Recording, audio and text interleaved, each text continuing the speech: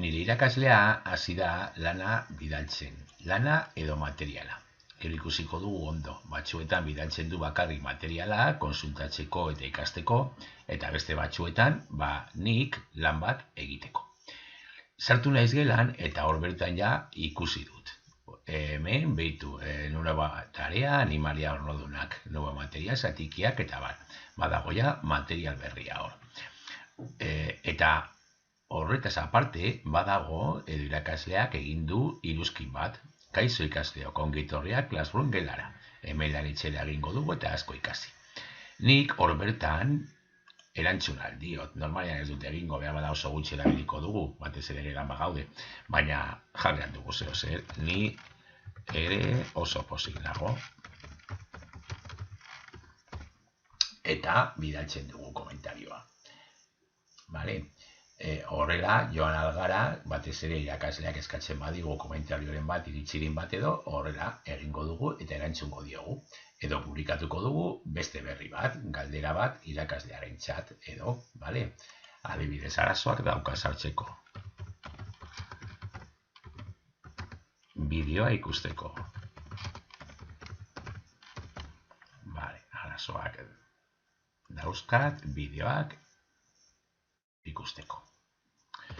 Vale, publikatzen dut eta horrela jakingo du irakasleak eta beda besteek. Baina berriro esaten dut, oso gutxita erabiliko dugu. Importantena, lana. Behitu, 4 materia dagoia, 4 gai, natura, euskera eta mate. Eta bakoitzaren barruan badaude lan desberdinak edo material desberdinak. Azteko desberdindu behar dugu. Zer da materiala eta zer den lana. Behitu, hemen ikono desberdinak agertzen dira. Orduan, hemen, batzuk izango dira lanak eta beste batzuk bakarrik materiala. Hauek, marka hori dutenak, laukitxo bat goian dira materialak bakarrik eta hauek dira lanak, marratxoak dituztenak. Ikusiko dugu adibidez material bat bakarrik. Zatikiak, maten zatikiak dago eta hemen bakarrik dago. Ikusi bideoa zatikien azalpenarekin. Bideoa bakarrik ikusi behar dut, besterik ez. Da materiala, laguntza, gehigarri bat zatizkiak ulertzeko, orduan sakatzen badut, joango naiz bideora, ikusiko dut, eta besterik ez. Bakarrik izango da, hori, bideoa ikustea, materiala.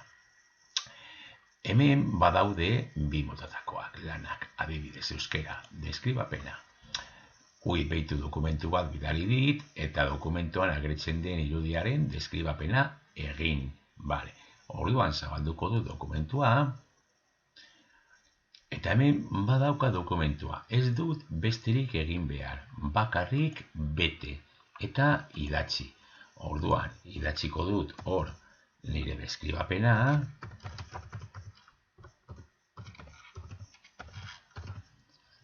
beteko dut eta egingo dut osoa, eta ez dut besterik egin behar.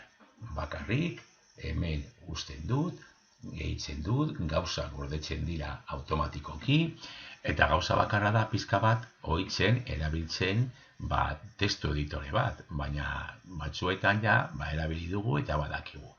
Bestela aurrerago egingo dizuet beste tutorial bat. Gordeta uzten dugu, eta orduan, hemen amaitu dudanean egingo dut bertarea. Eta orduan, badaukat hablar con tu profesor, eta ez dakit zer, eta deskribapena, dokumentuan agertzen den irudia egin. Tu trabajo, pipipin, añadir o crear, hemen izango da nik beste artxibo bat gehitzeko, baina kasu honetan ez du gehitu behar. Badago ja eginda, eta nik ja bete dut lan hori. Orduan, entregatuko dut, jazta, entregar. Zenbrear artxibo, entregar. Jazta, egina daukat lana, eta entregatu diot irakasleari. Hori da, era bat, egiteko lanak, edo bidaltzeko lanak irakasleari. Gero ikusiko dugu beste era bat.